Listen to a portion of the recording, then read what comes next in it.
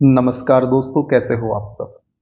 दोस्तों, हमारी MP GK की वीडियो सीरीज के इस वीडियो में हमें चर्चा करनी है मध्य प्रदेश की जनजातियां एवं प्रमुख जनजातीय व्यक्तित्व के बारे में।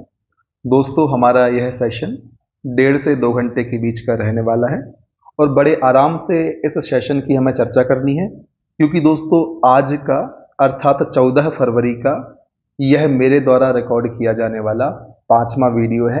4 क्लासेस में ऑलरेडी रिकॉर्ड कर चुका हूं, जिससे थकावट थोड़ी सी बढ़ चुकी है और अभी इस वीडियो को मैं शुरू कर रहा हूं तकरीबन रात के 11:15 बजे के आसपास। तो अब देखते हैं कहां तक जर्नी जाती है। 1.5 से 2 घंटे इसको कंप्लीट करने में लगने वाले हैं और फिर इसको अपलोड करते करते 1 घंटे आप और मान सकते हैं। तो चलिए शुरुआत करते हैं मध्य प्रदेश की जनजातियां एवं व्यक्तित्व की। किन आधारों पर चर्चा करनी है?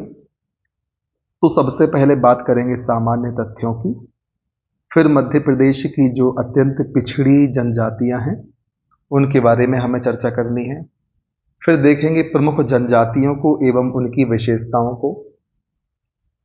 इसी क्रम में हम जानेंगे प्रमुख नृत्य कि भाई कौन सा नृत्य कौन सी जनजाति परफॉर्म करती है। इन सभी बिंदुओं पर चर्चा करेंगे और फिर अंत में देखेंगे प्रमुख जनजातीय व्यक्तित्व के बारे में या जनजातियों से संबंधित व्यक्तियों के बारे में। आवश्यक नहीं है कि जिन व्यक्तियों की चर्चा की जाए वे जनजाति वर्ग से ही आते हों। ऐसे व्यक्ति भी शामिल हो सकते हैं यदि इस पुस्तक में शामिल होंगे कि जिन्होंने जनजाति के लिए कोई विशेष कार्य किया। ठीक, तो सबसे पहले इस मानचित्र में आपको देखना है कि भाई कौन सी जनजाति मध्य प्रदेश के किस भौगोलिक क्षेत्र पर पाई जाती है। जैसे कि सहरिया, खैरवार, शोर, यह उत्तरी क्षेत्र के आसपास पाए जाते हैं। कोल, पनिका, मुडिया, उरांव, बैगा आपको पूर्वी क्षेत्र के आसपास देखने मिलेंगे। गोंड और पारधी आपको मुख्य रूप से मध्य क्षेत्र में, कोरकू, भारिया आपको दक्षिणी क्षेत्र में देखने मिलेंगे। इसी प्रकार से भील, बंजारा आपको मुख्य रूप से मध्य प्रदेश के पश्चिमी क्षेत्र में देखने को मिलेंगे। ठीक, अब हम महत्वपूर्ण बिंदुओं को देख लेते हैं। किन किन के बारे में? हम अनुसूचित जाति की बात करेंगे, अनुसूचित जनजाति की बात करेंगे। किन किन आधार पर हम देखेंगे कि आखिर संविधान में परिभाषा किस अनुच्छेद में दी गई है, संविधान में इनकी सूची कहां पर वर्णित है, मध्य प्रदेश की जनसंख्या में कितना प्रतिशत योगदान है, सर्वाधिक जनसंख्या किस जिले में है, न्यूनतम जनसंख्या, और मान्यता प्राप्त कुल जातियों की संख्या कितनी है। तो इस आधार पर हम चर्चा करेंगे। तो दोस्तों, अनुसूचित जाति की परिभाषा भारतीय संविधान के अनुच्छेद 366(24) में दी गई है। आर्टिकल 366 सब क्लॉज 24 में अनुसूचित जाति की परिभाषा है और 366(25) में अनुसूचित जनजाति की परिभाषा है। इन दोनों में कंफ्यूज नहीं होना।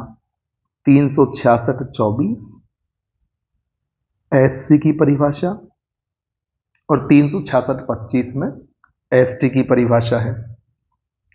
अब वर्णन कहां पर है इनका? तो दोस्तों 341 और 342। 341 में अनुसूचित जातियों की सूची है, 42 में अनुसूचित जनजातियों की। यदि बात करें जनसंख्या की तो सबसे पहले ध्यान रखें कि एसटी की तुलना में एससी की जनसंख्या कम है। मध्य प्रदेश की कुल जनसंख्या का 15.6% है। इसी प्रकार से दोस्तों अनुसूचित जनजाति की जनसंख्या मध्य प्रदेश की कुल जनसंख्या का 21.1% है। अब बात करते हैं कि किस जिले में सबसे ज्यादा जनसंख्या पाई जाती है और सबसे कम किस जिले में पाई जाती है। तो दोस्तों अनुसूचित जाति अर्थात एससी, किसकी अनुसूचित जाति सबसे ज्यादा जनसंख्या कहां पर है? इंदौर में है। सबसे कम कहां पर है? झाबुआ में है।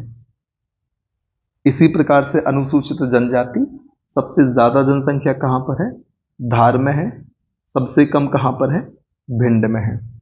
इस प्रकार से चीजों को देखना है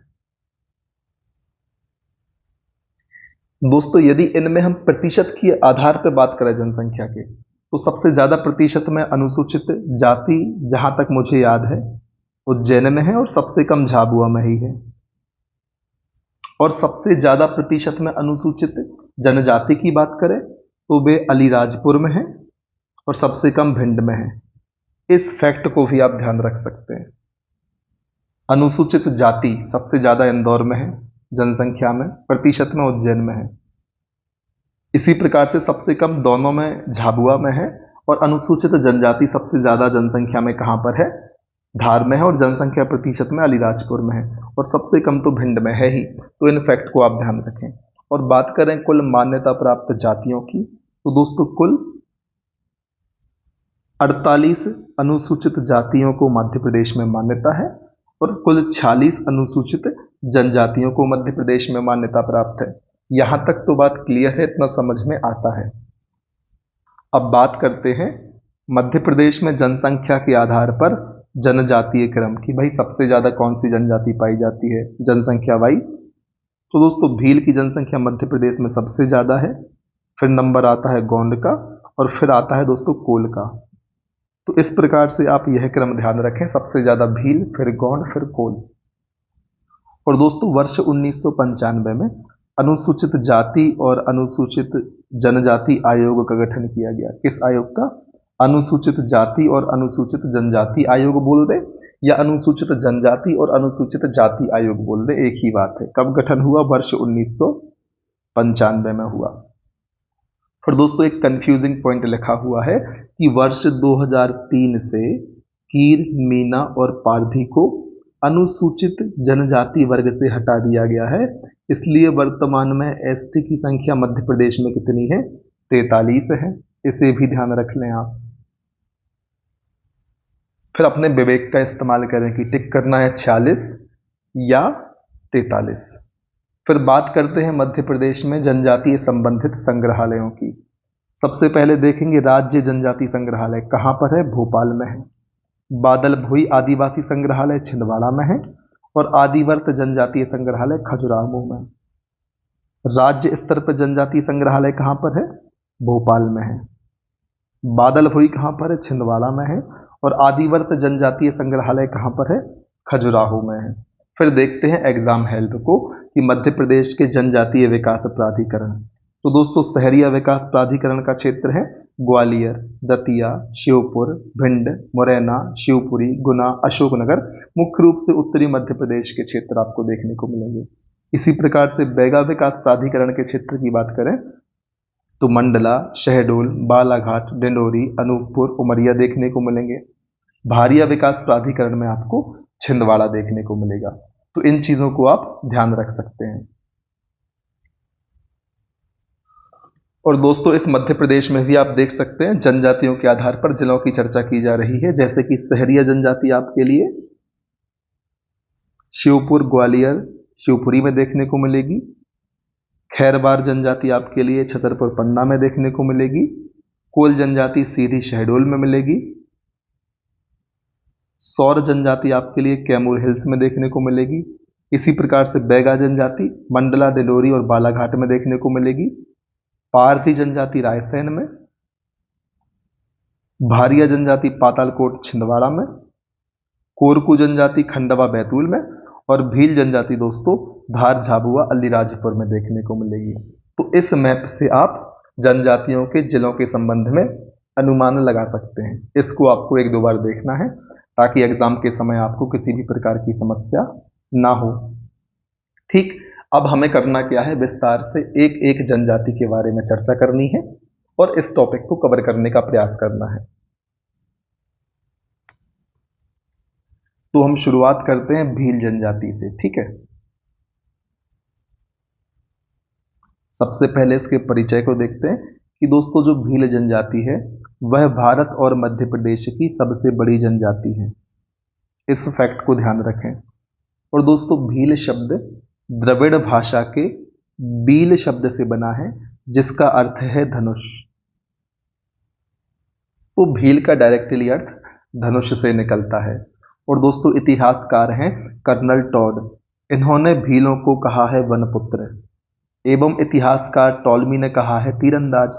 अब ध्यान रखना है कि जो कर्नल टॉड हैं उन्होंने कहा है वनपुत्र और जो टालमी है उन्होंने कहा है तीरंदाज। फिर दोस्तों 2011 की जनगणना के आधार पर मध्य प्रदेश में इनकी जनसंख्या 59.93 लाख है, जो कि अनुसूचित जनजाति का 39% है।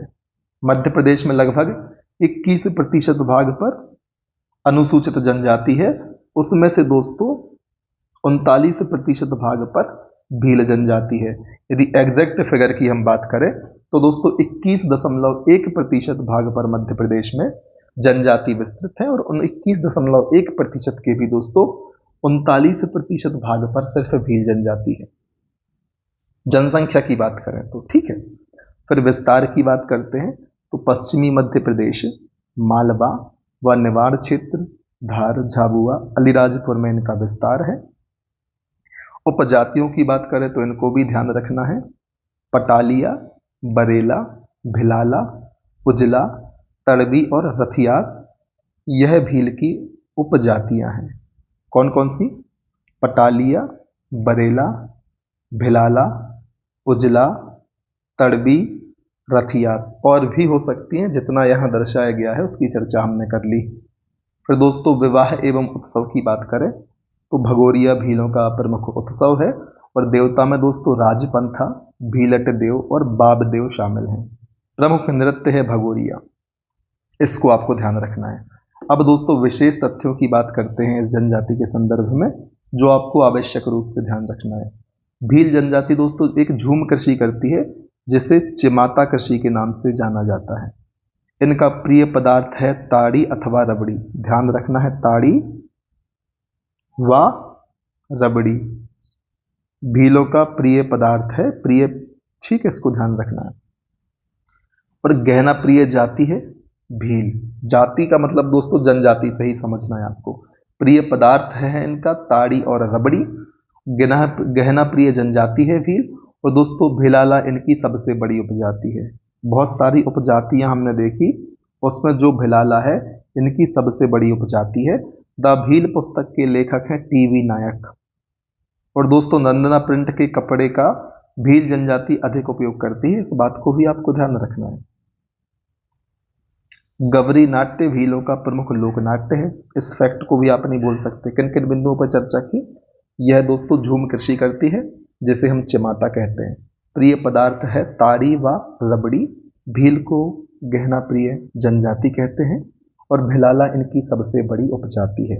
द भील पुस्तक लिखी है टीवी नायक ने, इनका नाम भी आप ध्यान रखें, आपको एग्जाम में मिल जाएगा। द भील पुस्तक किसने लिखी? टीवी नायक ने लिखी। और नंदना प्रिंट के कपड़ों का अधिक उपयोग कौन सी जनजाति करती है? तो भील जनजाति करती है। और गवरी, गवरी क्या है? इनका प्रमुख नाट्य या नाटक है, किनका? भील जनजाति का। इसके अलावा दोस्तों मध्य प्रदेश के अलीराजपुर के भील की प्रमुख कला है पंजादरी, जिसे जीआई टैग के रूप में शामिल करना प्रस्तावित है। और दोस्तों वेणेश्वर मेला है एक, जिसे भीलों का कुंभ कहा जाता है, और यह मेला राजस्थान में आयोजित किया जाता है। कौन सा मेला? वेणेश्वर मेला। फिर दोस्तों पिथौरा भीलों की प्रसिद्ध चित्रकला है। पिथौरा क्या है? सबसे पहले ध्यान रखें, चित्रकला है, किसकी है? फिर ध्यान रखें, भीलों की है, जिसके प्रमुख कलाकार हैं पेमा फत्या। और दोस्तों भील जनजाति घोड़ा और सर्प की पूजा करते हैं। दोस्तों बहुत सारे फैक्ट आपको जनजातियों को लेकर देखने को मिलेंगे, आपको बहुत कंफ्यूजन भी होगा, लेकिन आपको बार बार रिवीजन करना है, फिर धीरे धीरे चीज़ें आपको क्लियर होगी। कुछ टॉपिक ऐसे होते हैं जिनमें बहुत ज़्यादा डिटेलिंग होती है इन्फॉर्मेशन की, उनको बार बार रिवाइज करके ही आप मजबूत कर सकते हैं। तो उनमें से एक टॉपिक है जनजातियों वाला। क्या ध्यान रखना है? भील जनजाति घोड़ा और सर्प की पूजा करते हैं। और दो भीलों में दोस्तों दहेज प्रथा है, उसे हम कहते हैं दापा प्रथा, जिसको समाप्त करने के लिए साथीदार अभियान चलाया गया था। तो आपको दापा प्रथा याद रखनी है, किसकी है? भीलों की दहेज प्रथा है। इसको खत्म करने के लिए साथीदार अभियान चलाया गया था। औरंगजेब के समय दोस्तों कुछ भीलों ने इस्लाम धर्म अपना लिया था, जिन्हें तड़वी भील के नाम से जाना जाता है। और भील जनजाति दोस्तों धनुष बाण और गुलेल चलाने में दक्ष होते हैं, इसको भी ध्यान रख लें। अब बात कर लेते हैं भगोरिया उत्सव की। मालवा क्षेत्र के दोस्तों 20 स्थानों पर होली के समय 7 दिन के लिए आयोजित होता है कौन सा उत्सव? भगोरिया उत्सव। किस जनजाति का है? भील जनजाति का है। कहाँ आयोजित होता है? मालवा क्षेत्र में 20 स्थानों पर होता है 7 दिन के लिए। इसके चरण हैं 3। कौन कौन से? गुलालिया, गोल गधेड़ो व उजाड़िया। कौन कौन से चरण हैं? गुलालिया, गोल गधेड़ो और उजाड़िया। गुलालिया से गुलाल और होली आपको समझ में आ रही होगी। इस प्रकार से हमने चर्चा करी भील जनजाति की विस्तार से। इसके पहले वाले एडिशन में कुछ बातें कम थी जो इस एडिशन में और जोड़ी गई है, मुख्य रूप से शायद यूनिट 10 को ध्यान में रखकर, क्योंकि नए सिलेबस में यूनिट 10 मुख्य रूप से जनजाति विशेष हो गया है। मुख्य रूप से क्या दोस्तों, टोटल ही जनजातियों वाला सेक्शन बनाया है। फिर दोस्तों बात करेंगे हम गौड़ जनजाति की। तो चलिए शुरुआत कर लेते हैं भील जनजाति के परिचय से। उत्पत्ति हुई है कौंड शब्द से, जिसका अर्थ होता है पर्वत। भील की उत्पत्ति बील से हुई थी, जिसका अर्थ था धनुष। गौंड की उत्पत्ति कौंड शब्द से हुई है, जिसका अर्थ होता है पर्वत। तो दोस्तों गौंड जनजाति मध्य प्रदेश की दूसरी सबसे बड़ी जनजाति है। तीसरी सबसे बड़ी है कोल, चर्चा हम कर चुके हैं। और 2011 की जनगणना के आधार पर इनकी जनसंख्या लगभग 50.93 लाख है, जो अनुसूचित जनजाति का 33% है। यदि विस्तार की बात करें तो नर्मदा घाटी के दोनों ओर तथा दक्षिणी मध्य प्रदेश में गौंड जनजाति पाई जाती है। विवाह पद्धति दोस्तों दूध लौटावा लमसेना विवाह। इसमें लड़के द्वारा लड़की के घर सेवा देने के उपरांत विवाह होता है। किस विवाह में? लमसेना विवाह में। इसके साथ ही पठौनी विवाह, पोलीथर विवाह और चढ़ विवाह गौंड जनजाति के विवाह पद्धतियों में आते हैं। इनका नाम आपको ध्यान रखना है दोस्तों। अब मेरी आपसे कम्युनिकेट करने की, आपके सामने चीज़ों को एक्सप्लेन करने की गति थोड़ी सी धीमी होगी। इसका कारण है कि अब उतना एनर्जी के साथ, क्योंकि दिन भर आज मैंने वीडियोस रिकॉर्ड किए, तो उतनी एनर्जी के साथ चीज़ें निकलकर सामने नहीं आ पा रही हैं। ठीक है, प्रमुख देवता की बात करें तो दोस्तों बड़ा देव, नारायण देव, लोहासुर। दोस्तों लोहासुर को आगरिया के देवता कहा जाता है, यह भी गौड़ की एक उपजाति है। इनके प्रमुख देवता हैं कौन कौन है? बड़ा देव, नारायण देव और लोहासुर। प्रमुख पर्व और त्योहार की बात करें तो मेघनाथ, मड़ई, लारूकाज, बिदरी, बकपंथी इनके प्रमुख पर्व हैं। किनके? गौड़ जनजाति के। प्रमुख नृत्य में सैला, गेंडी और कर्मा शामिल हैं। इनको आपको ध्यान रखना है। सैला, गेंडी, कर्मा ये सभी नृत्य हैं गौड़ जनजाति के। और विस्तार से नृत्य वाला सेक्शन भी आएगा, तो उसमें भी हमें चर्चा कर लेनी है। फिर यदि बात करें इनके वर्गीकरण की तो दोस्तों गौड़ जाति को 2 प्रकार से वर्गीकृत करके देखते हैं। एक तो व्यवसाय के आधार पर, दूसरा संपत्ति के आधार पर। तो व्यवसाय के आधार पर इनको 4 प्रकार में देखेंगे और संपत्ति के आधार पर 2 भागों में बांट के देखेंगे। व्यवसाय के आधार पर दोस्तों जो पूजा पाठ कराने वाले गौड़ होते हैं उन्हें प्रधान कहा जाता है। तांत्रिक कार्य करने वाले गौड़ को ओझा कहा जाता है। लोहे का काम करने वाले गौड़ को आगरिया और बढ़ई का काम करने वाले गौड़ को सोलहस कहा जाता है।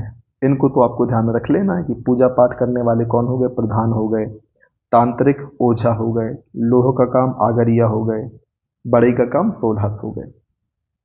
और संपत्ति के आधार पर 2 प्रकार में वर्गीकृत किया है, राजगौड़ और धुरगौड़।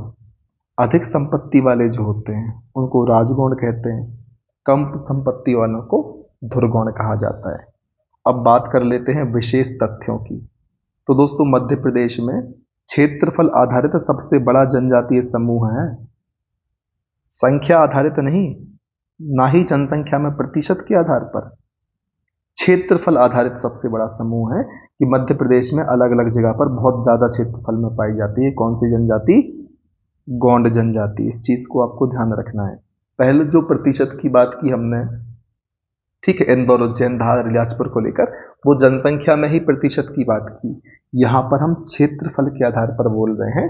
मध्य प्रदेश के ओवरऑल क्षेत्रफल में सबसे ज्यादा क्षेत्रफल पर जो जनजाति फैली हुई है उसे है, वह कौन सी? गौड़ है। दोस्तों 2019 में गौंडी भाषा को मध्य प्रदेश पाठ्य पुस्तक निगम में शामिल किया गया है। और दोस्तों जो मोहल्ला होता है गौंडों का, बहुत सारे जनजाति के लोग एक पर्टिकुलर प्लेस कॉलोनीज में रहते हैं, तो उनकी कॉलोनी को हम टोला कहते हैं। और गुदना प्रिय जनजाति है गौंड, याद रखना है। श्रृंगार प्रिय थी भील, गुदना प्रिय है गौंड। और दोस्तों मड़ई इनका प्रमुख त्योहार है। किनका त्योहार है प्रमुख? मड़ई गौंड जनजाति का त्योहार है। और भगोरिया किसका उत्सव था मुख्य? भीलों का उत्सव था। दोस्तों गौड़ जनजाति अपने आप को कोयातूर या कोयतोर मानती है। ये नाम आप ध्यान रख ले, यहाँ एक्सप्लेनेशन नहीं है इस चीज का। गौड़ जनजाति की प्रमुख भाषाएं गोंडी, डोरली, हल्बी और भतरी हैं। इनको जरूर याद रखें। गोंडी तो हम समझ जाएंगे, लेकिन डोरली,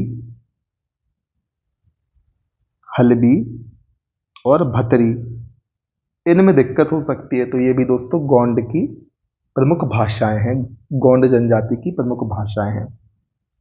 दोस्तों गौंड जनजाति की प्रधान शाखा सर्वाधिक शिक्षित होती है। जो प्रधान की हमने बात की ना, प्रधान, तांत्रिक, आगरिया, सोलहस, तो जो प्रधान शाखा है वह सर्वाधिक शिक्षित है। 70% शिक्षित पाए जाते हैं प्रधान शाखा में, ध्यान रखना है। फिर बात करनी है कोल जनजाति की।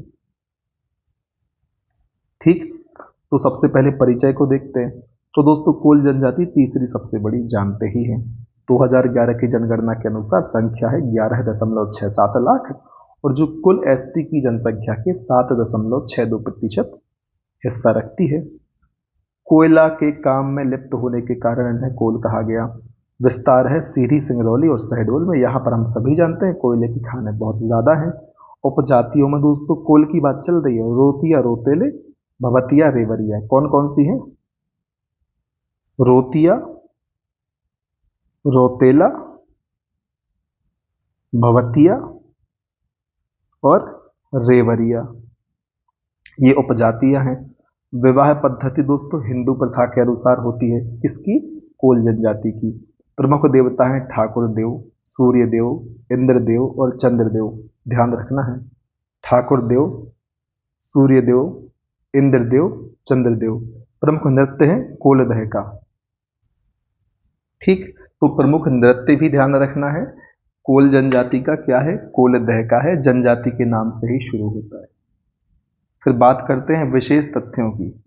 पंचायत को गोहिया कहा जाता है। पंचायत के मुखिया को मुकद्दम कहा जाता है। और इनकी अर्थव्यवस्था कोयला की खानों पर निर्भर करती है। ध्यान रखना है, इनकी पंचायत, कोल की पंचायत को कहते हैं गोहिया, पंचायत के मुखिया को कहते हैं मुकद्दम। और दोस्तों कोयला की खानों पर निर्भर होती है कोल जनजाति। इनकी अर्थव्यवस्था कोयला की खानों पर निर्भर है। और दोस्तों रामायण काल की जो शबरी हैं वे कोल जनजाति की थी। इसको भी आपको ध्यान रखना है। अब बात करते हैं कोरकू जनजाति की। ठीक, सबसे पहले परिचय को जान लेते हैं।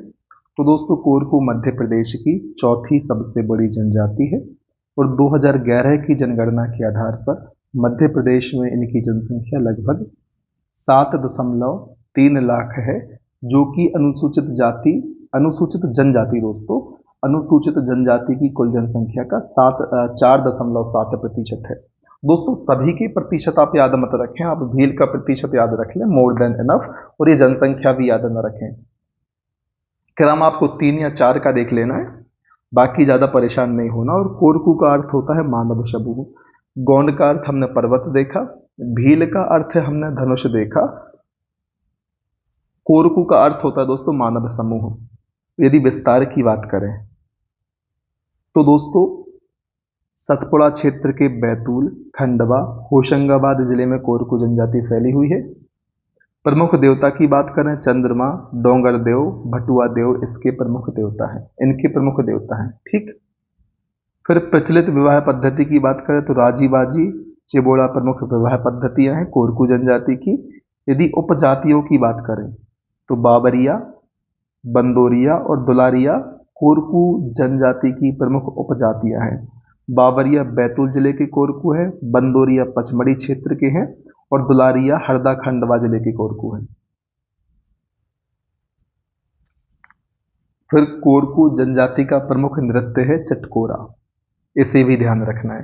दोस्तों मैं आपसे कह रहा हूं जो जनगणना वाले फैक्ट लिखे हैं कि इनकी जनसंख्या लगभग इतनी है, और अनुसूचित जनजाति का कुल इतने प्रतिशत हैं, तो वो आपको ज़्यादा ध्यान नहीं रखना, आप गौण भील कोल का याद कर लें, मोर देन इनफ, उससे ज़्यादा परेशान नहीं होना। फिर बाकी आपकी इच्छा है, पीएससी कभी आउट ऑफ द बॉक्स पूछ दे तो उसको हम कुछ नहीं कह सकते, फिर वो सेम बैटलफील्ड सबके लिए वही कंडीशन होती है। यदि हम कोरकू के पर्व त्योहारों की बात करें तो दोस्तों झंडा होली, मेघनाथ होली के समय मनाया जाता है। खम्बा स्वांग इनका प्रसिद्ध नाट्य है। तो पर्व दोस्तों जिसे हम कहते हैं झंडा पर्व या मेघनाथ उत्सव किसका है? कोरकू जनजाति का है, होली के समय मनाया जाता है। और खम्ब स्वांग दोस्तों इनका प्रसिद्ध नाट्य है, किनका है? कोरकू जनजाति का है। यदि हम कोरकू के वर्गीकरण की बात करें तो 3 भागों में बांट कर देखते हैं। धनाढ्य वर्ग को हम राज कोरकू, मजदूर वर्ग को हम पाथरिया, अपराधी वर्ग को हम मोवासी कहते हैं। और सिडोली प्रथा दोस्तों कोरकू जनजाति का मृतक संस्कार है, जिसमें मृतक की याद में लकड़ी का स्तंभ गाड़ते हैं। कौन सी प्रथा?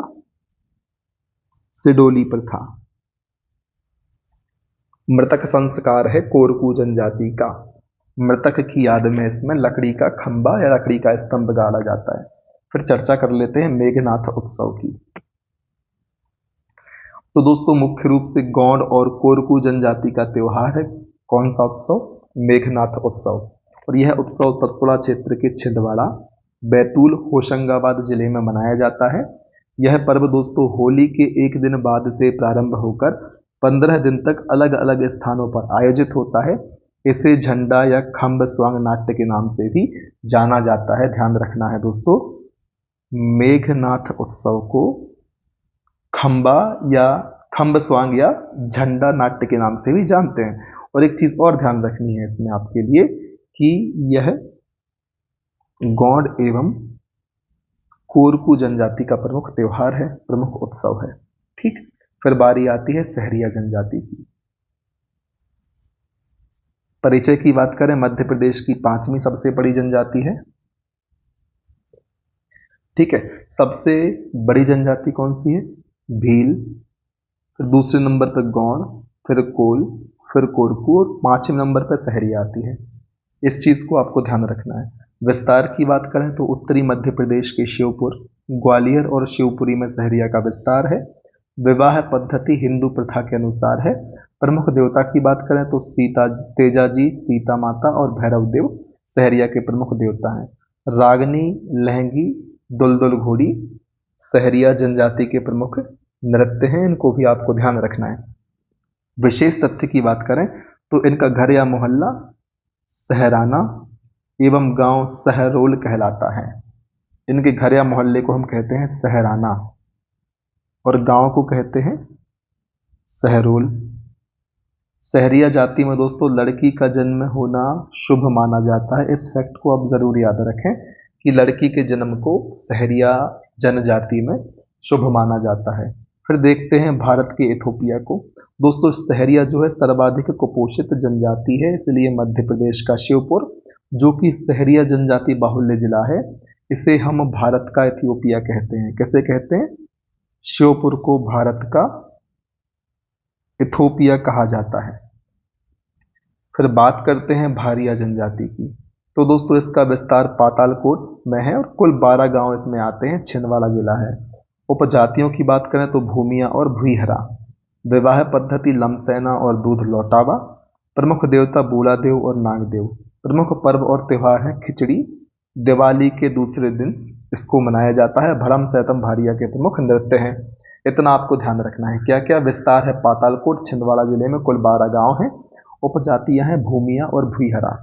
विवाह पद्धति है लमसैना और दूध लौटावा। प्रमुख देवता हैं बूढ़ादेव, नागदेव। प्रमुख पर्व है खिचड़ी। किसकी बात चल रही दोस्तों? भारिया की बात चल रही है, इसको माइंड में बैठाए रहें। खिचड़ी दिवाली के दूसरे दिन मनाया जाता है और भड़म सैतम भारिया के प्रमुख नृत्य हैं। इतना आपको ध्यान रखना है। और बात कर लेते हैं दोस्तों बैगा और भारिया के भोजन के बारे में। तो बासी कहते हैं बैगा भारिया के सुबह के भोजन को, पेज कहते हैं दोपहर के भोजन को और ब्यारू कहते हैं शाम के भोजन को।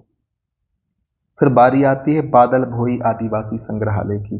दोस्तों ट्राइबल म्यूजियम छिंदवाड़ा की स्थापना हुई थी वर्ष 1954 में और इसका नाम बदलकर बादल भुई आदिवासी संग्रहालय किया गया 1997 में। ट्राइबल म्यूजियम के नाम से स्थापना हुई थी 1954 में छिंदवाड़ा जिले में। 1997 में इसका नाम बादल भुई आदिवासी संग्रहालय कर दिया। और दोस्तों इस संग्रहालय में भारिया जनजाति से संबंधित महत्वपूर्ण विवरण देखने को मिलता है। अब चर्चा करते हैं बैगा जनजाति की। तो दोस्तों यह मध्य प्रदेश की अत्यंत पिछड़ी जनजातियों में शामिल है। इन्हें प्रकृति पुत्र या बिछावार भी कहा जाता है। बैगा जनजाति को क्या कहते हैं? प्रकृति पुत्र या बिछावार। इसको भी आपको ध्यान रखना है। और इनका विस्तार बालाघाट मंडला डिंडोरी में है। उपजातियों की बात करें तो राय मैना, काठ मैना, नरोतिया, भरोतिया बैगा की उपजातियां हैं। विवाह पद्धति लमसेना, चढ़ विवाह, पैठुल विवाह। इनको ध्यान रखना है दोस्तों। एक बार में आपको याद ना हो तो इस पुस्तक को आप बार बार रिवाइज करें, वीडियो को भी आप बार बार रिवाइज करें। प्रमुख नृत्य की बात करें तो परधौनी, कर्मा। दोस्तों कर्मा को गिनीज बुक रिकॉर्ड में शामिल किया गया है। सजनी दीवानी और बिल्मा नृत्य। कौन कौन से? परधौनी, कर्मा, सजनी दीवानी और बिल्मा बैगा जनजाति के प्रमुख नृत्य हैं। फिर विशेष तथ्यों की बात करें तो दोस्तों इनकी झूम कृषि दाहिया अथवा बेबर कहलाती है। और बैगा जनजाति दोस्तों रतौना पर्व में मधुमक्खियों की पूजा करते हैं। ध्यान रखना है। बैगा जनजाति दोस्तों शहद पर्व मनाती है। और यह जनजाति साल वृक्ष की पूजा करती है क्योंकि इनमें बूढ़ा देव का निवास होता है। अब प्रश्न कुछ भी बन सकता है कि दाहिया अथवा बेबर किसकी झूम कृषि है, तो आपको याद रखना होगा बैगा की है। मधुमक्खियों की पूजा करती है किस पर्व में? रतौना पर्व में। शहद पर्व कौन सी जनजाति मनाती है? तो फिर बैगा जनजाति मनाती है। साल वृक्ष में कौन सी जनजाति पूजा करती है जिसमें बूढ़ा देव का निवास होता है? तो बैगा जनजाति कहते हैं। और दोस्तों एक पुस्तक है द बैगा, इसके लेखक है बैरियर एल्विन। इनका नाम भी याद रखना है। द बैगा पुस्तक का लेखक कौन है? बैरियर एल्विन है। और दोस्तों बैगा जनजाति के जो गांव हैं उनको पूर्वा कहा जाता है। इनकी पंचायत का जो मुखिया होता है उसे हम मुकद्दम कहते हैं। और बैगा को भूमिया का उपवर्ग माना गया है। इसको आपको ध्यान रखना है। फिर दोस्तों बैगा लोग कृषि में हल का उपयोग नहीं करते। मान्यता इनकी यह है कि इससे धरती माता का छाती कटती है। ठीक है, इसको आपको ध्यान रखना है।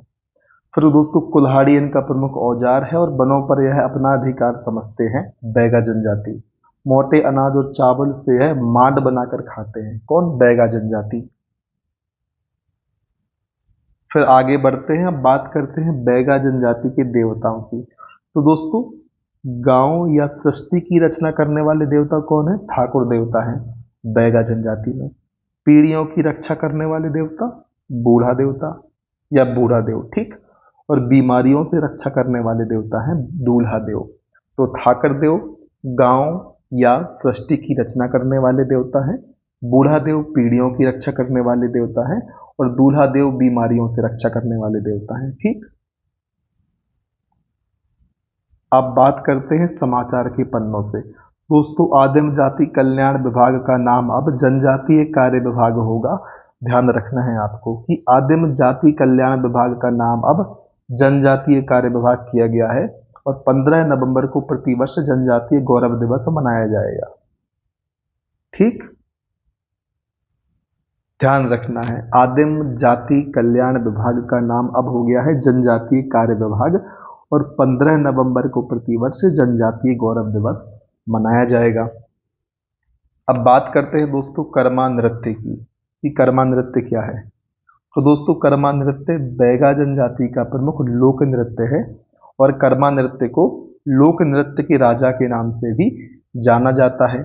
इसकी कुछ शैलियां भी होती हैं जैसे कि लंगड़ा, झूमर, रागनी तथा झरनी। लंगड़ा, झूमर, रागनी तथा झरनी क्या है? कर्मा नृत्य की शैलियां हैं। और कर्मा किसका नृत्य है? बैगा जनजाति का नृत्य है। दोस्तों अब चर्चा करते हैं मुड़िया जनजाति की। तो दोस्तों मध्य प्रदेश व छत्तीसगढ़ की सीमा में पाई जाती है मुड़िया जनजाति। इसका प्रमुख नृत्य है गौर। और गौर नृत्य को वेरियर एल्विन ने कहा है सर्वश्रेष्ठ नृत्य। ध्यान रखना है, वेरियर एल्विन, इन्होंने गौर नृत्य को कहा है सर्वश्रेष्ठ नृत्य। और दोस्तों गौर नृत्य मुड़िया जनजाति का नृत्य है। और दोस्तों वेरियर एल्विन ने एक पुस्तक भी लिखी है जिसका नाम है मुड़िया एंड देयर घोटुल। तो इस पुस्तक को, राइटर को भी ध्यान रखें। फिर चर्चा करते हैं युवाग्रह की। दोस्तों युवाग्रह क्या है? एक प्रथा है आदिवासियों की समृद्ध परंपरा का, इनकी समृद्ध परंपरा का एक रूप है। युवाग्रह के सदस्य अविवाहित युवक युवतियां होते हैं और इस संस्था के द्वारा इन्हें अपनी प्रथा, रीति रिवाज और संस्कृति की शिक्षा दी जाती है। प्रमुख जनजातियों के युवाग्रह की हम बात करें यदि, तो मुड़िया जनजाति का युवाग्रह है घोटुल और चेलिक मोटियारी। रंगभंग है भारिया जनजाति का और घुमकुरिया है ओरांव जनजाति का युवाग्रह। ध्यान रखना है, घोटुल या चेलिक मोटियारी है मुड़िया जनजाति का, रंगभंग है भारिया जनजाति का, घुमकुरिया है ओरांव जनजाति का। अब चर्चा करते हैं बंजारा समुदाय की। दोस्तों एक घुमंतु समुदाय है। सबसे पहले तो आप इस ही फैक्ट को ध्यान रखें, और यह विशेषतः मध्य प्रदेश की सीमा पर पाई जाने वाली समुदाय है। इसके प्रमुख नृत्य हैं तलवार, कालबेलिया, मछली एवं टांडा। इनको ध्यान रखना है, तलवार, कालबेलिया, मछली एवं टांडा। और दोस्तों कंघी का आविष्कार करने का श्रेय बंजारा समुदाय को दिया जाता है और यह सर्वाधिक श्रृंगार प्रिय जनजाति है। आपको ध्यान रखना है। दोस्तों भील में भी शायद हमने पढ़ा था कि भील भी दोस्तों श्रृंगार प्रिय जनजाति है। श्रृंगार नहीं दोस्तों, भील थी गहना प्रिय। ध्यान रखना है आपको। भील कैसी है? गहना प्रिय जनजाति है। गोंड कैसी है? गुदना प्रिय है। और बंजारा कैसी है? श्रृंगार प्रिय है। यदि बीच में कहीं भी मैंने भील को श्रृंगार प्रिय कहा होगा तो आप उसे करेक्ट करें। भील दोस्तों गहना प्रिय जनजाति है, जो बंजारा है वह है श्रृंगार प्रिय जनजाति, और गोंड है गुदना प्रिय जनजाति। अब बात कर लेते हैं मछली नृत्य की। तो दोस्तों बंजारा जनजाति का प्रमुख नृत्य है मछली नृत्य, और यह धार्मिक नृत्य है दोस्तों जो हर्ष उल्लास से शुरू होता है लेकिन दुखद समापन होता है। और दोस्तों यह नृत्य मध्य प्रदेश और राजस्थान की सीमा में अधिक प्रचलित है। अब बात करते हैं पारधी जनजाति की। तो दोस्तों पारधी जनजाति रायसेन भोपाल क्षेत्र में निवासरत है। इसकी उपजातियां हैं बहेलिया, टाकिया, टाकनकर और लंगोटी। दोस्तों लंगोटी पारधी चंडी देवी की आराधना करते हैं। सबसे पहले तो आप उनकी उपजातियां याद रखें, लंगोटी, टाकनकर, टाकिया और बहेलिया किसकी उपजातियां हैं? पारधी जनजाति की उपजातियां हैं। और दोस्तों जो लंगोटी है चंडी देवी की आराधना करती है। और इसके अलावा आपको क्या ध्यान रखना है कि पारधी जनजाति भोपाल रायसेन में निवासरत है। ठीक, फिर बात करते हैं अगले बिंदु की। जो पारधी जनजाति है दोस्तों, बादशाह अकबर के समय शिकारी जनजाति थी, और पारधी जनजाति वन्य प्राणियों के शिकार, अन्य अपराधों के लिए अधिक जानी जाती थी उस समय। कब? पुराने समय में, किंतु वर्तमान में ऐसा देखने को नहीं मिलता। अब बात करते हैं पनिका जनजाति की। दोस्तों पनिका जनजाति अनूपपुर, शहडोल और उमरिया क्षेत्र में निवासरत है, और कबीर के पंथी या अनुयायी को हम कहते हैं पनिका, या फिर पनिका जनजाति अपने आप को कबीर पंथी या कबीर के पंथी या कबीर का अनुयायी मानती है। और कपड़ा बुनाई इनकी अर्थव्यवस्था का साधन है।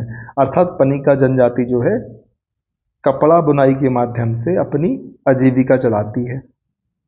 फिर बात करते हैं ओरांव जनजाति की। इसका क्षेत्र मध्य प्रदेश एवं छत्तीसगढ़ की सीमा मंडला डिंडोरी है। कुरुख दोस्तों ओरांव का अन्य नाम है। ओरांव जो जनजाति है उसको हम कुरुख नाम से भी जानते हैं। इसका प्रमुख नृत्य है सरहुल, मुखिया को कहते हैं महतो। ध्यान रखना है, ओरांव जनजाति का अन्य नाम है कुरुख, इसका प्रमुख नृत्य है सरहुल, इसके मुखिया को महतो कहते हैं। और विशेष की बात करें तो जो ओरांव जनजाति है उसके पूजा स्थल को बगिया, युवाग्रह को घुमकुरिया कहते हैं। फिर बात करते हैं बिझावर जनजाति की। दोस्तों बैगा जनजाति का विकसित वर्ग कहलाता है बिझावर, और बिझावर दोस्तों बैगा जनजाति की एक उपजाति है। फिर बात करते हैं कोरवा जनजाति की। दोस्तों आपको आवाज़ थोड़ी डल लग रही होगी, इसका कारण है कि रात बहुत हो चुकी है। आज दिन में 4 वीडियो में ऑलरेडी रिकॉर्ड कर चुका हूँ और इतना बड़ा वीडियो जनजातियों का भी रिकॉर्डिंग की प्रक्रिया में शामिल है। हो सकता है यह वीडियो रात को 3 बजे तक आपके समक्ष आए या फिर कल सुबह इसको प्रीमियर के रूप में चला दिया जाए। दोस्तों एक बात और मैं आपसे कहना चाहता हूँ, जो प्रीमियर वाले वीडियो होते हैं उसमें कई विद्यार्थी कमेंट करते हैं, वो तो दिखते हैं, और लेकिन कई विद्यार्थी इसको लाइव क्लास समझकर लाइव चैट में कमेंट करते हैं और उनको लगता है कि सर लाइव क्लास को ले रहे हैं तो उनके कमेंट सर को दिखाई दे रहे होंगे, लेकिन वे कमेंट दोस्तों मुझे दिखाई नहीं देते। जो प्रीमियर वाला वीडियो है उसमें जो लाइव चैट का ऑप्शन है वो आप लोगों के आपस में डिस्कशन के लिए है, और मुझ तक यदि आप कोई संदेश पहुंचाना चाहते हैं तो जो नॉर्मल कमेंट का ऑप्शन होता है आप उसमें कमेंट कर सकते हैं। हालांकि कई बार मैं प्रीमियर वाले वीडियो को जब वो प्रीमियर चल रहा होता है उस समय देखता हूँ, तब मुझे आपके लाइव कमेंट दिखते हैं। उसी से मुझे अनुमान लगा कि कुछ विद्यार्थी प्रीमियर को लाइव वीडियो मानकर कमेंट करके मुझसे सवाल करने का प्रयास कर रहे हैं, तो मैंने आपको इस बात की जानकारी दे दी। और यदि फिर भी ऐसा देखने को आएगा तो अलग अलग वीडियो में मैं आपको इस प्रकार से अनाउंसमेंट टाइप का करता रहूंगा। बात करते हैं कोरवा जनजाति की। दोस्तों कोरवा एक कोल जनजाति की उपजाति है, मध्य प्रदेश छत्तीसगढ़ की सीमा पर निवासरत है, और कोरवा जनजाति की पंचायत को कहते हैं मेयारी। मेयारी जरूर याद रख लें। कोरवा जनजाति की पंचायत है, कोल की उपजाति है, मध्य प्रदेश छत्तीसगढ़ की सीमा पर निवासरत है। फिर दोस्तों हलवा जनजाति। हलवा जनजाति दोस्तों बालाघाट मंडला डिंडोरी क्षेत्र में निवासरत है। इतना ही याद रख लें आप, मुख्य रूप से बालाघाट याद रखें हलवा जनजाति के लिए। फिर कंवार जनजाति दोस्तों, कंवार जनजाति सीधी, शहडोल और अनूपपुर क्षेत्र में निवासरत है। इसकी उत्पत्ति महाभारत में कौरव वर्ग से मानी जाती है। कौन सी जनजाति? कंवार जनजाति।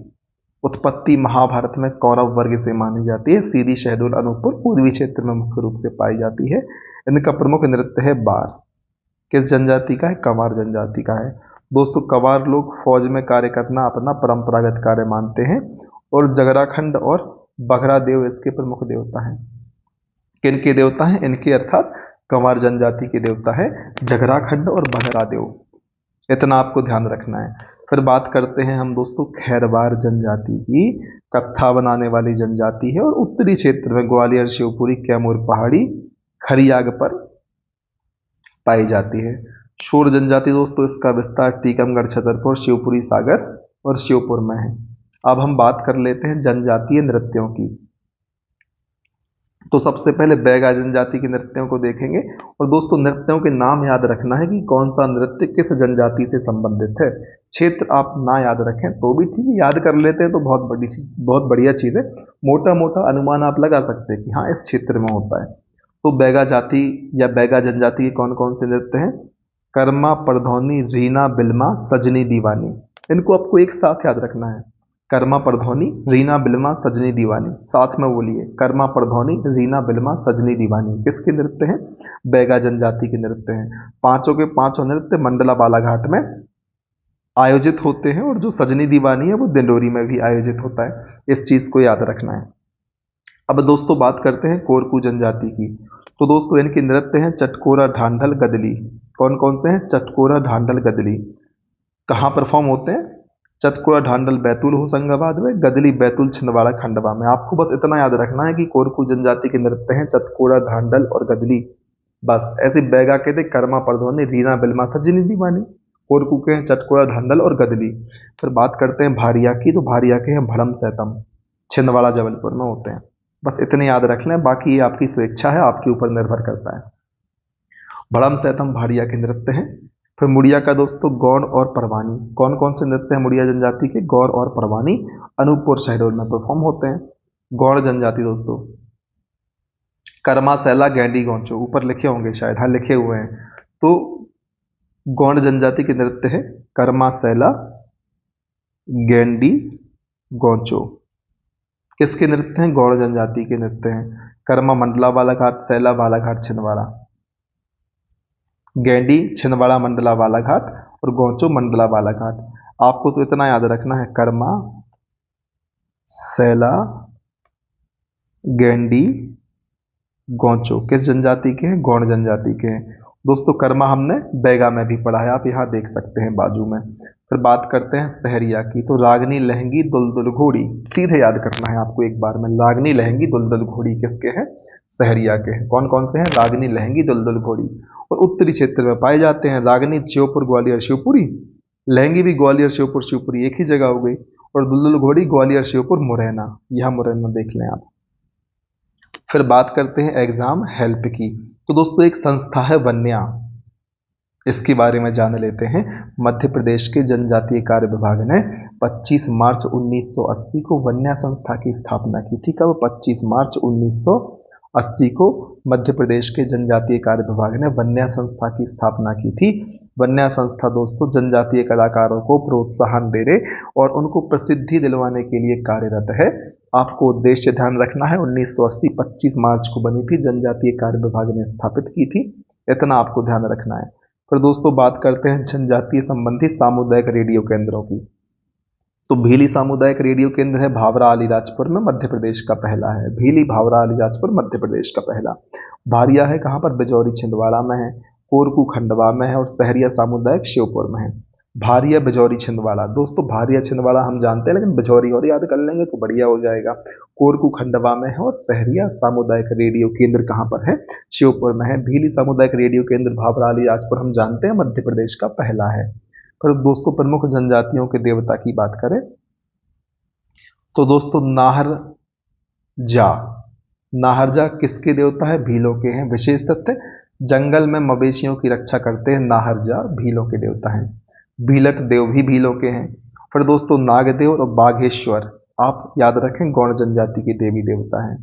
फिर दोस्तों दंड देवी और मारी देवी गदवा जनजाति के हैं। जो दंड देवी है वनों में मनुष्य की हिंसक पशुओं से रक्षा करने वाली देवी हैं, और मारी देव जो है शिकार के देवता है, जिनका निवास स्थान वृक्षों में होता है। फिर भाटवर्षी देव है बार जनजाति के, शिकार के देवता कहलाते हैं भाटवर्षी बार जनजाति। फिर बड़ादेव दोस्तों गौंडों के देवता हैं, गौंडों के सर्वोच्च देवता जो साल वृक्ष में निवास करते हैं, बड़ादेव। ध्यान रखना है आपको, किस वृक्ष में रहते हैं? साल वृक्ष में रहते हैं। इसकी चर्चा शायद पहले भी हम कर चुके हैं। फिर नाखू कुंवर देव भीलों के देवता हैं, पशुओं की रक्षा करने वाले हैं। फिर बघारा देव दोस्तों कवार जनजाति के हैं, जानवरों की सुरक्षा करने वाले होते हैं ये, इतना आपको ध्यान रखना है। फिर बात करते हैं मध्य प्रदेश में प्रमुख अनुसूचित जातियों की। ठीक, अभी हम बात कर रहे थे अनुसूचित जनजातियों की, अब हम बात करेंगे एससी अनुसूचित जातियों की। तो दोस्तों यहां पर जनजाति हेडिंग डल गई है, तो यहां पर आप जाति समझ के बात करें, ठीक है। तो सबसे पहले दोस्तों चमार मध्य प्रदेश की सबसे बड़ी अनुसूचित जाति है। कितने प्रतिशत भाग पर है? कुल अनुसूचित जातियों के 47% जनसंख्या को कवर करती है। सर्वाधिक जनसंख्या चमार की कहां पर है? सागर में है। फिर बात करते हैं बलाही जाति की, दूसरी सबसे बड़ी अनुसूचित जाति है। सबसे ज्यादा संख्या बलाही की कहां पर है? उज्जैन में है। कितने प्रतिशत पर है? 11.7%। कुल एससी की जनसंख्या में देखें आप इस आंकड़े को। फिर दोस्तों महार तीसरी सबसे बड़ी अनुसूचित जाति है, 7.22% पर है, बैतूल में। और अन्य अनुसूचित जातियों में कोली, भंगी, बसोर, बराडी, कुम्हार, खटार, कटिया, मेघवाल, खटीक, चड़ार, नट, घनुक, पासी, दहेत, सिलावट, बड़हर, ये सभी दूसरी अनुसूचित जातियां हैं। इन तीन के अलावा ये टॉप 3 है। सबसे ज्यादा मध्य प्रदेश में चमार अनुसूचित जाति है, फिर बलाही है, और फिर महार है। तो ये टॉप 3 है। जो चमार है सागर में सबसे ज्यादा, बलाही है उज्जैन में, और महार है बैतूल में। आपको ये प्रतिशत ध्यान नहीं रखने दोस्तों, इन प्रतिशत के चक्कर में फिर आप दूसरे प्रतिशत भूल जाएंगे जनजातियों जातियों से, और जो दूसरी जातियां हैं उनके प्रतिशत कितने सारे आप याद रखेंगे, इस बात को सोचना है, अपने टेंशन को कम करना है, ठीक है। तो दोस्तों नोट पॉइंट लिखा है, मध्य प्रदेश का सबसे बड़ा अनुसूचित जाति जाटव मोची सतनामी जाति समूह है, इसको आपको ध्यान रख लेना है। अब हम देख लेते हैं कि दोस्तों विशेष पिछड़ी जनजातियां घोषित की जाती हैं, तो उन घोषणा के लिए भारत सरकार कौन कौन से बेंचमार्क या मापदंड रखती है। तो पहली बात तो यह कि कृषि की पुरातन पद्धति, स्थिर अथवा घटती जनसंख्या, दुर्गम अथवा दूरस्थ भौगोलिक क्षेत्रों में निवास और साक्षरता का कम प्रतिशत। ये वे 4 मापदंड हैं जो किसी जनजाति को पिछड़ा जनजाति घोषित करने में सहायक होते हैं। इनको बेंचमार्क माना जाता है। नोट पॉइंट में 3 जनजातियां भारिया, बैगा, सहरिया अत्यंत पिछड़ी जनजातियों में शामिल हैं। इसकी चर्चा तो हम कर ही चुके हैं। फिर दोस्तों मध्य प्रदेश में विशेष पिछड़ी जनजातियों के लिए स्थापित अभिकरण की बात करें तो राज्य शासन द्वारा जिला स्तर पर 3 पिछड़ी जनजातियों के लिए 11 स्थानों पर अभिकरणों का गठन किया है, जिसमें 15 जिले शामिल हैं। शहरीय विकास प्राधिकरण दोस्तों ग्वालियर, दतिया, श्योपुर, मुरैना, भिंड, शिवपुरी, गुना, अशोक नगर। तो यहाँ पर 4 शहरीय विकास अभिकरण ग्वालियर, दतिया, श्योपुर, मुरैना, भिंड, शिवपुरी, गुना, अशोकनगर के लिए। वेगा विकास प्राधिकरण मंडला, डिडोरी, शहडोल, पुष्पराजगढ़, उमरिया और बेहर बालाघाट। इसके अलावा भारिया विकास प्राधिकरण तामिया, छिंदवाड़ा में आपको देखने को मिल जाएगा। ठीक है, फिर बात करते हैं दोस्तों गोवा प्लान को साकार करने वाले तथ्य, मतलब कुछ महत्वपूर्ण तथ्यों की। ठीक है, तो चलिए शुरुआत करते हैं। दोस्तों कोल जनजातीय क्षेत्र में अच्छे बुरे अवसरों पर खबर देने वाला न्योतिया कहलाता है। न्योता देने वाला, बुंदेलखंड में आपने अक्सर सुना होगा, न्योता आया, निमंत्रण आया, तो उसे हम न्योता कहते हैं। तो जो अच्छे बुरे अवसरों की खबर देता है उससे न्योतिया कहा जाता है। लेकिन दोस्तों बुंदेलखंडी में जो न्योता चलता है वो सकारात्मक खबरों के लिए, खुशी के अवसरों पर होता है, इस तरीके की चीज है। ठीक है, फिर आगरिया की उत्पत्ति अग्नि से हुई है। भिम्मा जनजाति दोस्तों काफी कम जनसंख्या में राज्य के मंडला, डिडोरी जिले में निवास करती है। भिम्मा क्या है? जनजाति है। फिर दोस्तों धोकनी या भाती जनजाति आगरिया को ही कहा जाता है। धोकनी और भाती जनजाति किसे कहते हैं? आगरिया को ही कहते हैं, इसके दूसरे नाम है। फिर दोस्तों मंडला जिले में बैगा जनजाति के 80 से ज्यादा गांव हैं जिन्हें बैगाचक कहा जाता है। बैगाचक क्या है? मंडला जिले में जो बैगा जनजाति के गांव हैं उन्हें कहते हैं बैगाचक। फिर दोस्तों हरिमन देव, नाहर देव, तेजाजी, करस देव, दरेठ देव आदि सहरिया जनजाति के देवता हैं एवं सीता इनकी आराध्य देवी है। इसको भी समझना है। ठीक है, तो हरिमन देव, नाहर देव, तेजाजी, करस देव, दरेठु देव ये सभी सहरिया जनजाति के देवता हैं और सीता इनकी आराध्य देवी है। ध्यान रखना है, प्रश्न बनेगा सीता किसकी आराध्य देवी है? तो सीता माता सहरिया की आराध्य देवी है। फिर दोस्तों बैगा जनजाति में मुकद्दम गांव का मुखिया होता है और दवार गांव को पुरोहित कहलाता है। मुकद्दम को मुखिया कहते हैं बैगा जनजाति में, और दवार जो होता है वो पुरोहित होता है। दोस्तों बैगा जनजाति में मुख्य रूप से 5 गोत्र होते हैं। बात करते हैं कोरकू जनजाति की, तो कोरकू जनजाति डोडवली, जिरौती और पाला त्योहारों को मनाती है।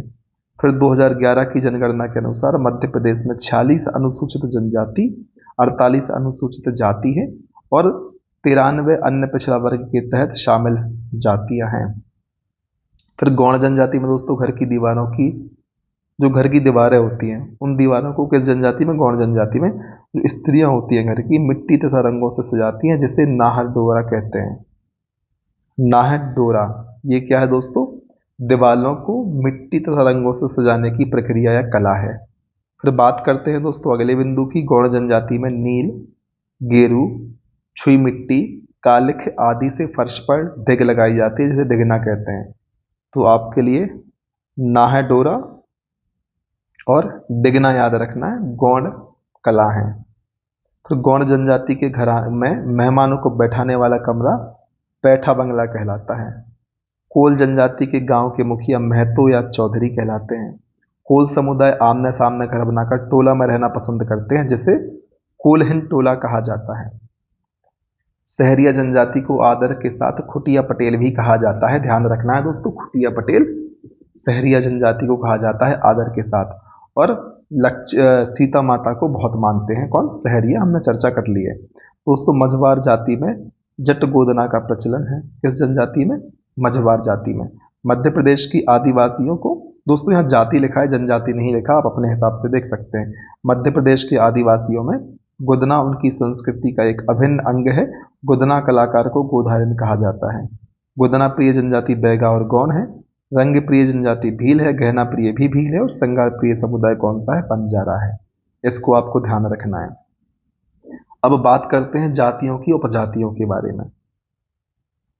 तो दोस्तों गौंड की उपजातियां हैं अबुझमड़िया, मुड़िया, पांडल, आगरिया, दोरला या दोरला, कतरा या कंडरा, प्रधान, ओझा, कोइकपाल, ध्रुवा, कोया और कोतुर। दोस्तों इकट्ठी याद नहीं होगी तो थोड़ा थोड़ा याद करें, जैसे आबुझमाड़िया, मुड़िया, पांडल, आगरिया, प्रधान, ओझा, ये किसकी हैं? गौंड की हैं। अगले राउंड में आप दूसरा याद कर लें, दोरला दोरला, कतला कंडरला, कोइकपाल, ध्रुवा, कोया, कोतुर, ये गौंड की हैं। तो इस स्लॉट में आप याद करें ताकि आपको चीजें ध्यान रहें और तनाव ज्यादा आपको ना हो।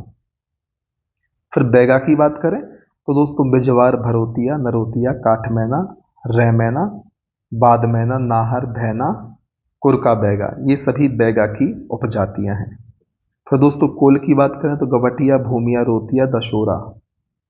कौन सी? गवटिया, भूमिया, रोतिया, दशोरा कोल की उपजातियां हैं। फिर दोस्तों भील, भिलाला, बरेला, पटालिया, तड़वी। भील, भिलाला, बिलास, पटेलिया, तड़वी, ये सभी दोस्तों भील की उपजातियां हैं। फिर कोरकू दोस्तों तो बडोरिया, बोबई, बबारी, रूमा, पठारिया, ये सभी कोरकू की उपजातियां हैं। फिर बात करते हैं जनजातियों के कार्यों के बारे में। तो दोस्तों जो आगरिया जनजाति है लोह शिल्प कला का कार्य करती है। अयस्कों को गलाकर लोहा तैयार करते हैं। खैरवार कत्था निकालने का काम करती है। ओझा गौंड दोस्तों बीमारी और किसी बाधा का जड़ी बूटी तंत्र मंत्र से उपचार करने का काम करते हैं।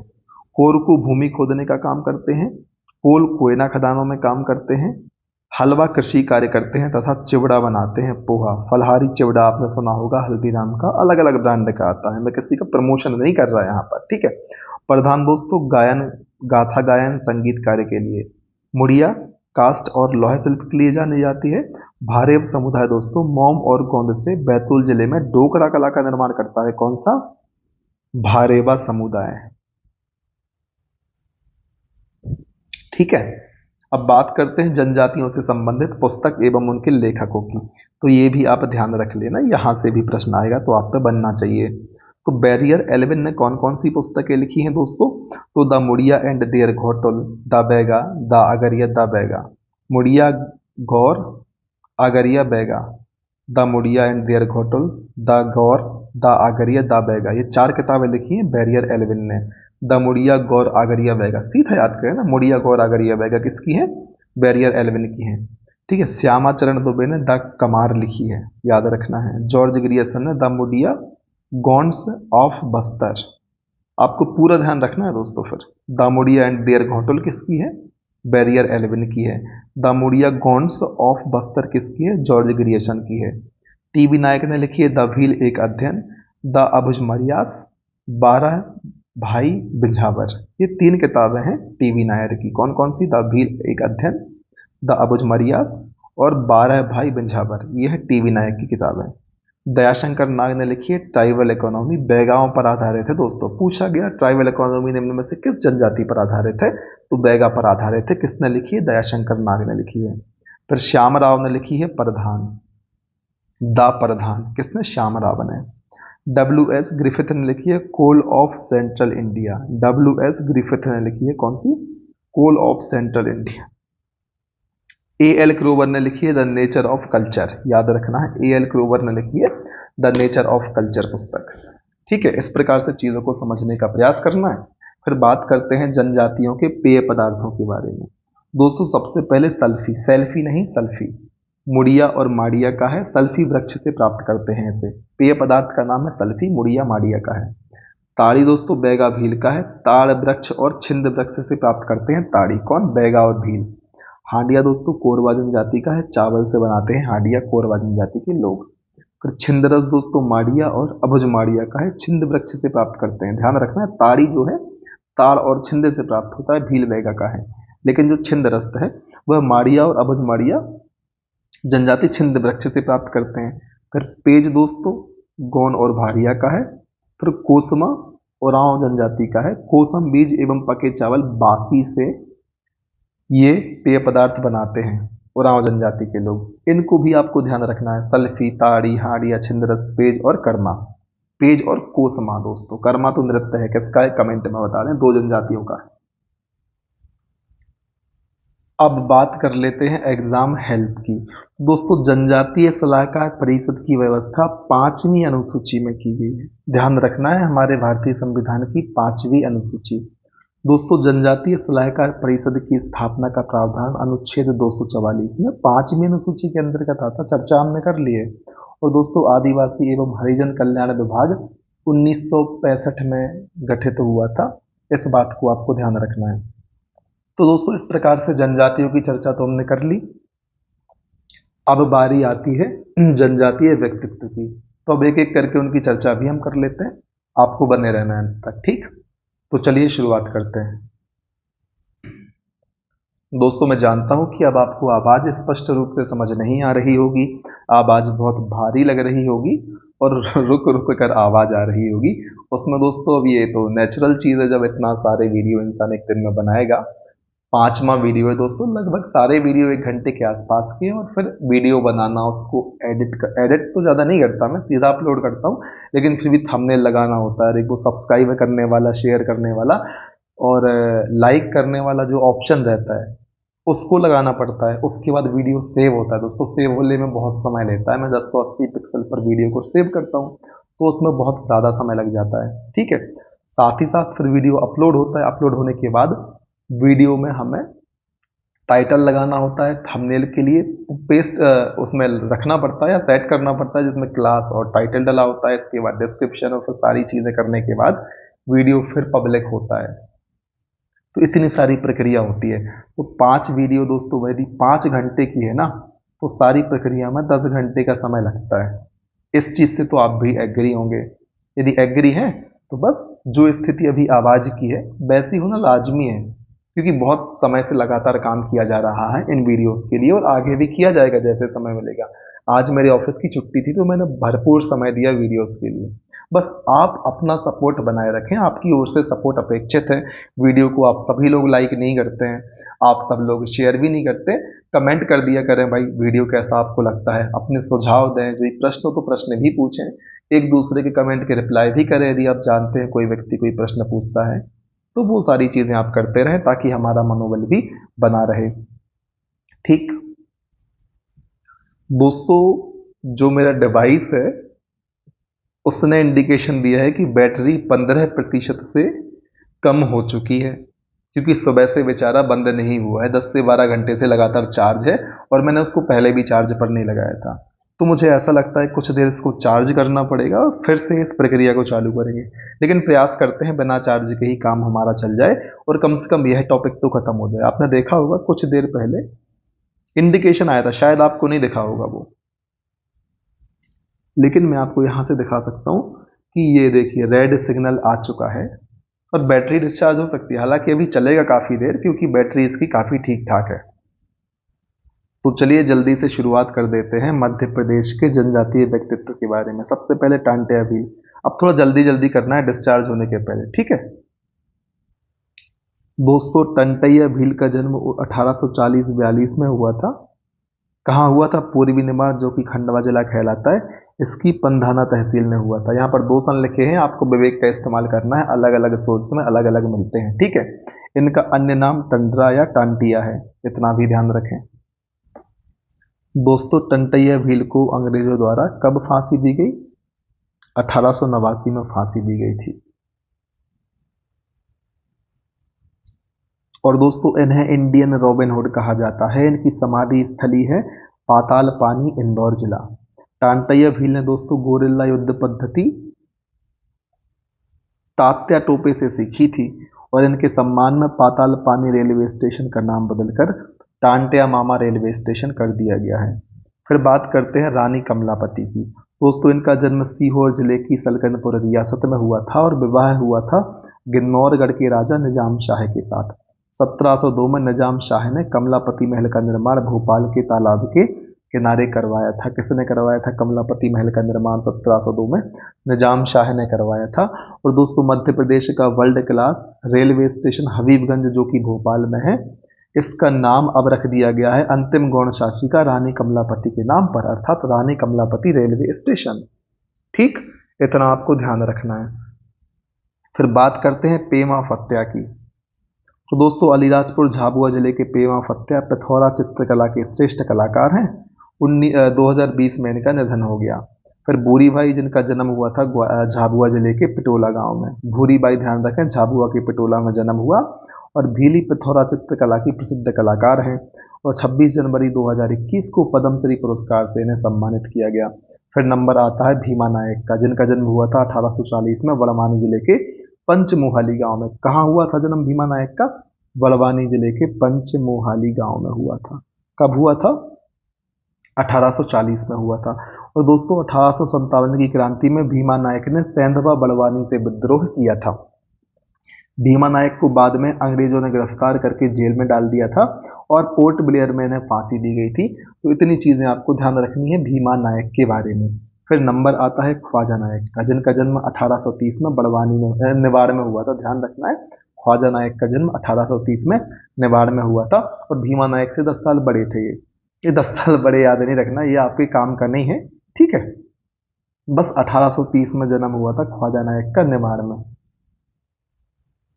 फिर दोस्तों ख्वाजा नायक ने अंग्रेजों की नौकरी छोड़कर भीमा नायक के साथ भीलों की टोलियों को संगठित किया और ख्वाजा और भीमा की जोड़ी ने 1857 की क्रांति में अंग्रेजों के विरुद्ध युद्ध लड़ा था और कर्नल आउट्रम ने ख्वाजा को बंदी बनाकर हत्या करवा दी थी, ध्यान रख लेना है।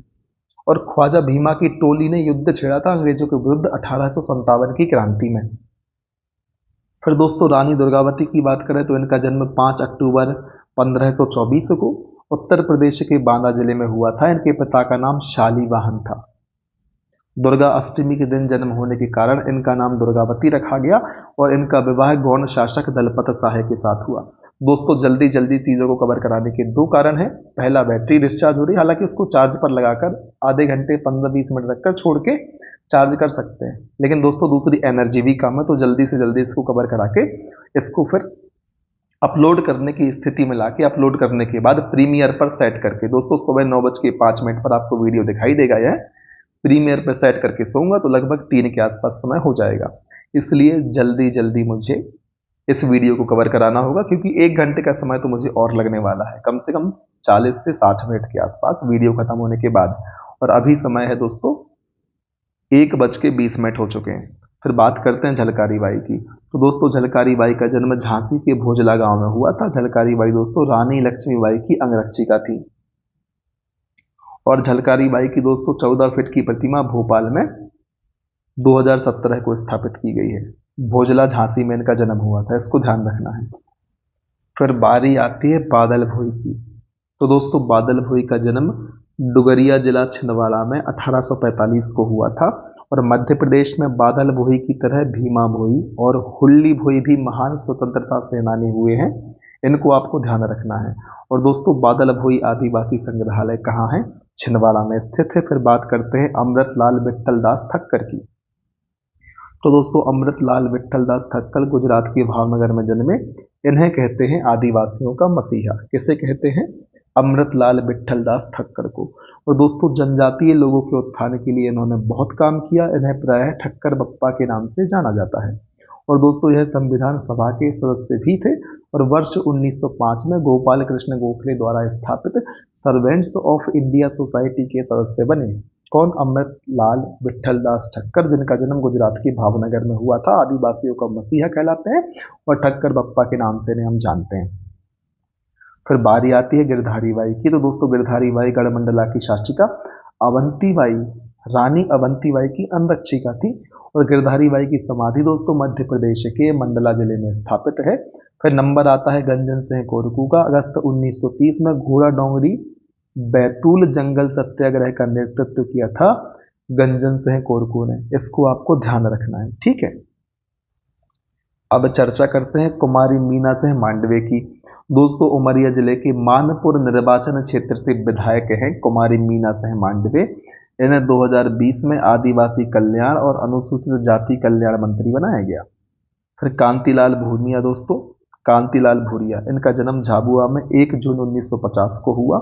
यह झाबुआ व रतलाम लोकसभा क्षेत्र से कांग्रेस पार्टी की तरफ से निर्वाचित हो चुके हैं और 2009 में इन्हें केंद्रीय कैबिनेट मंत्री के रूप में शामिल किया गया। किन्हें? कांतिलाल भूरिया को। ठीक, इतना आपको ध्यान रखना है।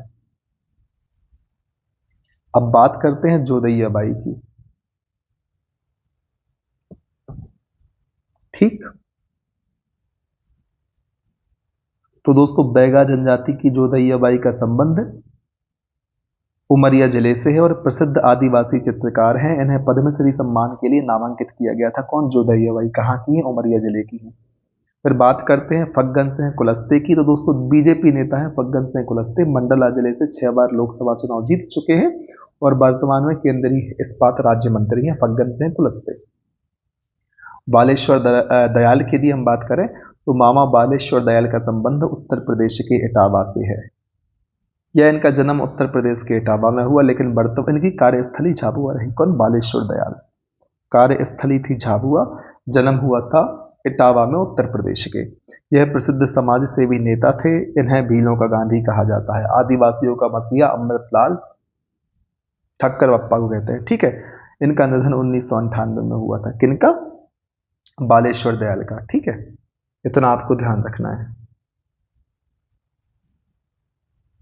फिर भज्जू सिंह श्याम की बात करें तो पद्मश्री से सम्मानित भज्जू सिंह श्याम प्रसिद्ध गौण चित्रकार हैं। इनका जन्म डिंडोरी जिले के पाटन में हुआ था। किनका? भज्जू सिंह श्याम। कौन है? गौण चित्रकार हैं।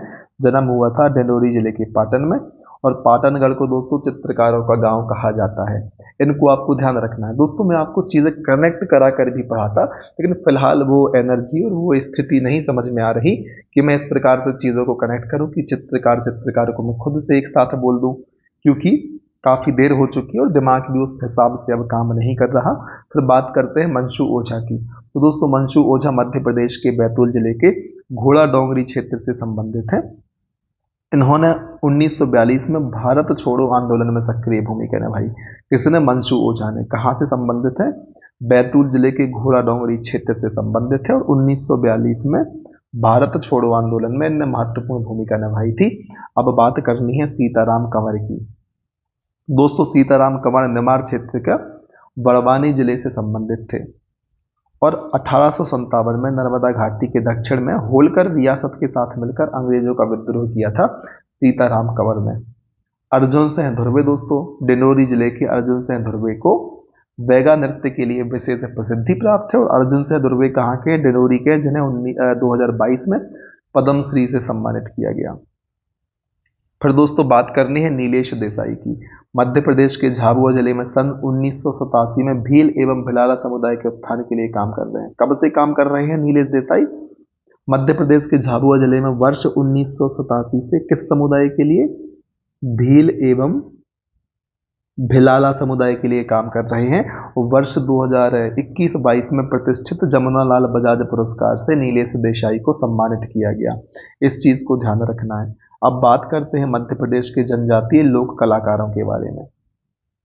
तो दोस्तों भूरीबाई का क्षेत्र है पिथौरा चित्रकला, झाबुआ जिले की है। दुर्गाबाई व्यायाम का क्षेत्र है गौड़ चित्रकला, डिंडोरी की है। तीजनबाई पनवानी गीत, दुर्ग छत्तीसगढ़। जोधैयाबाई बैगा चित्रकार, उमरिया। बत्तोबाई गुड़िया शिल्प, ग्वालियर। सूरजबाई खांडे भरथरी गायिका, बिलासपुर छत्तीसगढ़। असगरीबाई संगीतकार, छतरपुर। अर्जुन सिंह धुर्वे परधोनी बैगा नृत्य, डिंडोरी। राम सहाय पांडे राई नृत्य, सागर। भंजू सिंह श्याम गौड़ चित्रकला, डिंडोरी। मोहम्मद बिलाल खत्री एम्ब्रॉयडरी, बाघ प्रिंट, धार। शांति परमार रमेश परमार दोनों गुड़िया शिल्प के हैं, दोनों झाबुआ से संबंधित हैं। आनंद सिंह श्याम गौड़ चित्रकार, डिंडोरी। सुभाष अमलियार भील चित्रकला, झाबुआ। धनैयाबाई गौड़ चित्रकला। कलावती श्याम गौड़ चित्रकला। लहरीबाई मोटा अनाज संरक्षक हैं, डिंडोरी की। और जनगण सिंह प्रधान डिंडोरी गौड़ चित्रकार, डिंडोरी से संबंधित हैं।